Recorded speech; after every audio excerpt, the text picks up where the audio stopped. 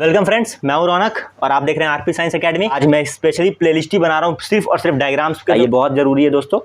Structure of nephron में पूछा जाता है आपसे एग्जाम में, बहुत ही ज्यादा इंपॉर्टेंट क्वेश्चन है कि right the function of nephron and explain it's diagram. ठीक है, तो आपको डायग्राम बनाना आना ही चाहिए। और देखिए दोस्तों, बहुत हार्ड डायग्राम नहीं, बहुत सिंपल डायग्राम है। तो चलिए फटाक से इस डायग्राम को हम लोग बनाते हैं। इस डायग्राम को दोस्तों सबसे अच्छा एक मैं आपको बोलता हूँ कि सबसे पहले आप एक बनाओ बॉल। क्या बनाओ?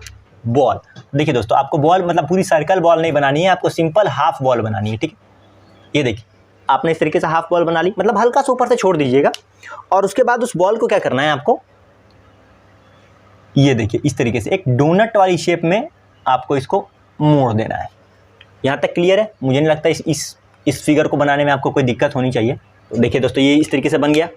अब क्या करना है, इसके अंदर जो है ना, आप गोल गोल गोल गोल इस तरीके से ना इन कैपिलरीज को बनाइए। ठीक है,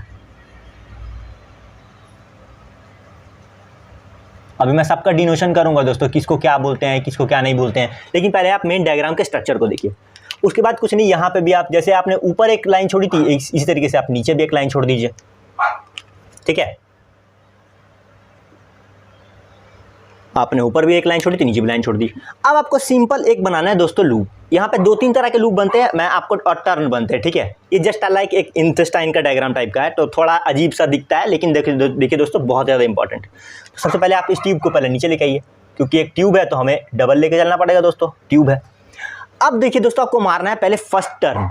क्या करना है आपको, पहले फर्स्ट टर्न ड्रॉ करना है। तो देखिए एक आपको पहला टर्न ड्रॉ करना है, देखिए इस तरीके का पहला टर्न ड्रॉ करना है, फिर एक दूसरा टर्न ड्रॉ करना है, और फिर लास्ट में एक तीसरा टर्न ड्रॉ करना है। बस इतना ही है दोस्तों इसका डायग्राम बन गया। तो चलिए फटाक से इसको बनाते हैं। तो जैसे कि मैंने आपसे बात किया था कि यहाँ पे 2-3 टर्न्स की बात होती है दोस्तों। तो चलिए सबसे पहले हम क्या करेंगे, फर्स्ट टर्न को ड्रॉ कर लेंगे। तो जैसे कि ट्यूब है तो हम लोग को ट्यूबुलर स्ट्रक्चर तो बनाना ही पड़ेगा। तो देखिए सबसे पहले मैं क्या बताता, फर्स्ट टर्न आपको ड्रॉ करने के लिए, ये देखिए आपने फर्स्ट टर्न ड्रॉ कर लिया।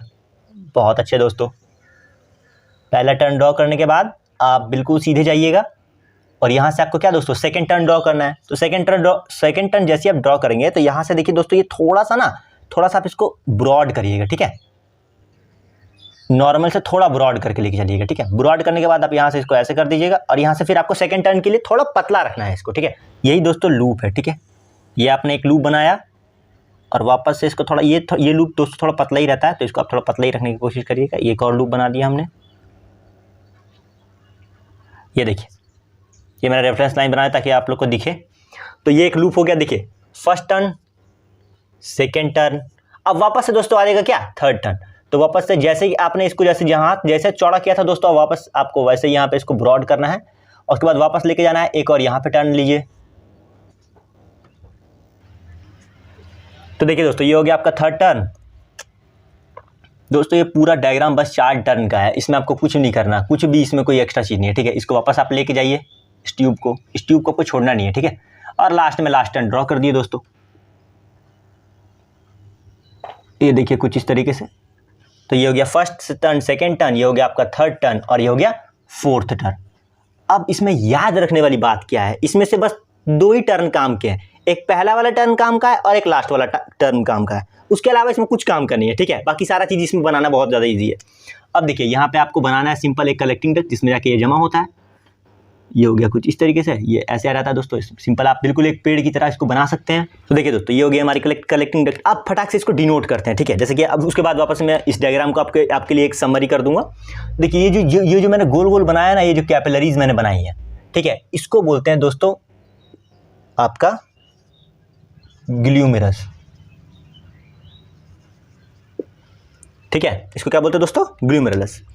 और ये जो दोस्तों ये वाला हिस्सा और ये वाला जो गोल सा, ये जो आपको स्फेरिकल शेप जो हिस्सा दिख रहा है, इसको और इसको मिला के, ये पूरे को मिला के क्या बोलते हैं दोस्तों,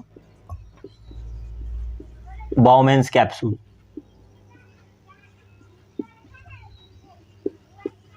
क्या बोलते हैं, बाउमेन्स कैप्सूल।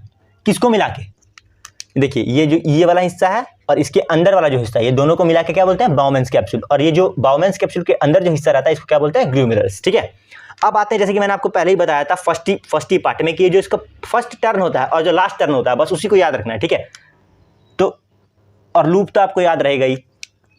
तो फर्स्ट टर्न में क्या होता है दोस्तों, फर्स्ट टर्म का नाम, ये जो फर्स्ट टर्न है इसका नाम होता है PC ठीक है। और ये जो लास्ट टर्न होता है इसका नाम होता है दोस्तों DCT। अब आप बोलिएगा ये PCT DCT क्या है, कोई दिक्कत नहीं है, मैं आपको इसकी फुल फॉर्म भी जरूर बताऊंगा। इसका मतलब होता है प्रॉक्सिमल कॉन्वोल्यूटेड ट्यूबल, ठीक है। इसका नाम क्या है, प्रॉक्सिमल कॉन्वोल्यूटेड ट्यूबल, ठीक है दोस्तों। तो देखिए दोस्तों, फर्स्ट टाइम पे हमने लिख दिया PCT, अब हमें पता है लास्ट टाइम पे भी एक और ऐसा ही कुछ होता है, जैसे कि जिसका मैंने आपको बात बताया था क्या, DCT। तो ये वाला जो टर्न है इसको हम लोग क्या बोलते हैं दोस्तों, DCT, ठीक है। ये जो DCT है, अब आप पूछोगे इसकी फुल फॉर्म क्या है, जी बिल्कुल हम इसकी भी फुल फॉर्म आपको बताएंगे। तो आपको वहाँ पे अगर दिखे ना तो मैं इसकी फुल फॉर्म को यहाँ लिख देता हूँ। इसका नाम होता है डिस्टल कॉन्वोल्यूटेड ट्यूबल। ये सब दोस्तों, अब आप पूछोगे भैया इतने खतरनाक वर्ड कहाँ से आ रहे हैं, लेकिन क्या करो, मैं भी इतने खतरनाक वर्ड को याद करके ही ये एग्ज़ाम लिख के आया हूँ, और आपको भी ये एग्ज़ाम लिख के ही आना है। भैया मैंने भी तो एग्ज़ाम दे चुका हूँ ना कब का, तो आपको भी ये लिखने ही पड़ेंगे। मैं आपकी मजबूरी समझ सकता हूँ, आप कितने पेन में है, लेकिन कोई दिक्कत नहीं है, आपको याद करना ही पड़ेगा। बायोलॉजी है, इससे भी खतरनाक वर्ड होते हैं दोस्तों। आप डाइवर्सिटी पढ़ो, उसके बाद पता चलेगा आपको। तो इतने में आप हार मत मान जाना, इसको थोड़ा याद कर लेना। तो देखिए ये जो इधर ये जो पेड़ साइड का दिख रहा है, इसको बोलते हैं दोस्तों कलेक्टिंग डक्ट, ठीक है। इसको क्या बोलते हैं, कलेक्टिंग डक्ट। सिंपल। देखिए दोस्तों, इस डायग्राम में कुछ भी था, बस 4 टर्न थे और एक लंबा सा पेड़ था, इसके अलावा कुछ भी नहीं था। जबकि ये पेड़ नहीं है, ये सिंपल एक डक्ट है। देखिए दोस्तों, इसके अंदर भी हमें डायरेक्शन ऑफ फिल्ट्रेट को दिखाना बहुत ही ज़्यादा ज़रूरी रहता है, ठीक है। क्योंकि डायरेक्शन ऑफ फिल्ट्रेट को बिल्कुल आप अगर नहीं दिखाएंगे, मैंने जितना ही बोला कि हार्ट का डायग्राम हो, गैसियस सेक्शन का डायग्राम हो, नेफ्रॉन का डायग्राम है, सबको आपको ये सारे यूनि डायरेक्शनल डायग्राम्स होते हैं, तो आपको डायरेक्शन का शो करना बिल्कुल ज़रूरी है। अब दोस्तों इसमें आपको कुछ मिसिंग लग रहा होगा, ध्यान से देखिए। मैंने इसको डिनोट किया, मैंने बताया था पहला वाला इंपॉर्टेंट होता है, लास्ट वाला इंपॉर्टेंट है, दोनों को डिनोट कर दिया। ये जो लंबा सा आपको दिख रहा है इसको भी डिनोट कर दिया। एक और चीज दोस्तों आपको लग नहीं रहा छूट रही है, जी बिल्कुल, ये दूसरा नंबर, ये जो लूप बनाया है इसका नाम भी तो कुछ होना चाहिए ना, जी बिल्कुल इसका भी नाम है, और इसका नाम है हेनेल्स लूप। हेनेल्स लूप, अब पता नहीं किसके नाम पे लूप पड़ा है, पर भैया इसका नाम तो होता है हेनेल्स लूप। चलिए दोस्तों, आपको लग रहा होगा ये डायग्राम बना के बिल्कुल फुल मार्क्स मिलेंगे, जी बिल्कुल आपको फुल मार्क्स मिलेंगे। लेकिन अभी अगर आप ये डायग्राम डायरेक्ट स्कूल में बना के तो आपको 0 मार्क्स मिलेंगे। पूछे कैसे, ध्यान से देखिए। मैंने आपको अभी बताया कि यूनि डायरेक्शनल है, मतलब एरो देना बहुत ज़्यादा इंपॉर्टेंट है, लेकिन मैंने पूरे डायग्राम में एरो नहीं दिया है, तो आपको एरो देना बहुत ज़्यादा ज़रूरी है। सबसे पहले आप एरो देना स्टार्ट करिए। अब ठीक है, अब एरो दिख रही है। अच्छा, अब आप ये पूछेंगे कि भैया एरो है क्या। अरे सिंपल भाई, किडनी के अंदर कौन जाता है, अरे ब्लड जाता है। कौन सा ब्लड, डर्टी ब्लड। और डर्टी ब्लड में क्या होता है, urea, nitrogenous substances, extra salt, excess amount of water, ठीक है। ये सारा चीज होते हैं ना, तो इनको बॉडी से बाहर निकालना जरूरी है, नहीं तो ये तो टॉक्सिन्स बन के हमारी बॉडी को हार्म करेंगे। तो यही जब किडनी फिल्टर करता है, और किडनी के अंदर कौन फिल्टर करता है, तो नेफ्रॉन फिल्टर करता है। यही इस नेफ्रॉन का डायग्राम है, यही हमारे गंदे ब्लड को फिल्टर कर रहा है। तो जब फिल्टर कर रहा है तो ये जो डायरेक्शन है ये क्या है दोस्तों, ये डायरेक्शन ऑफ फिल्ट्रेट है। जब ये फिल्ट्रेट कर देगा तो जितना भी फिल्ट्रेट करके जो भी ब्लड होगा वो क्या, रीनल वेन तो लेके चली जाएगी। इससे पहले एक्सक्रीटर सिस्टम का डायग्राम आप पहले देख लीजिएगा, कौन क्या लेके आता है, कौन लेके, उसके बाद ही आप स्ट्रक्चर ऑफ नेफ्रॉन देखिएगा, ठीक है। तो ये मेरा थर्ड वीडियो, आप सेकंड वाला वीडियो पहले देख के आइए, उसके बाद ही आपको ये वीडियो ज़्यादा अच्छे समझ में आएगा। तो रीनल आर्टरी वो गंदा ब्लड लेके आती है, और रीनल वेन वापस वो गंदा ब्लड, साफ ब्लड लेके चली जाती है। तो जो साफ ब्लड है वो तो इसके बाद ही आएगा ना, क्योंकि गंदे ब्लड को तो ये फिल्टर कर देगा।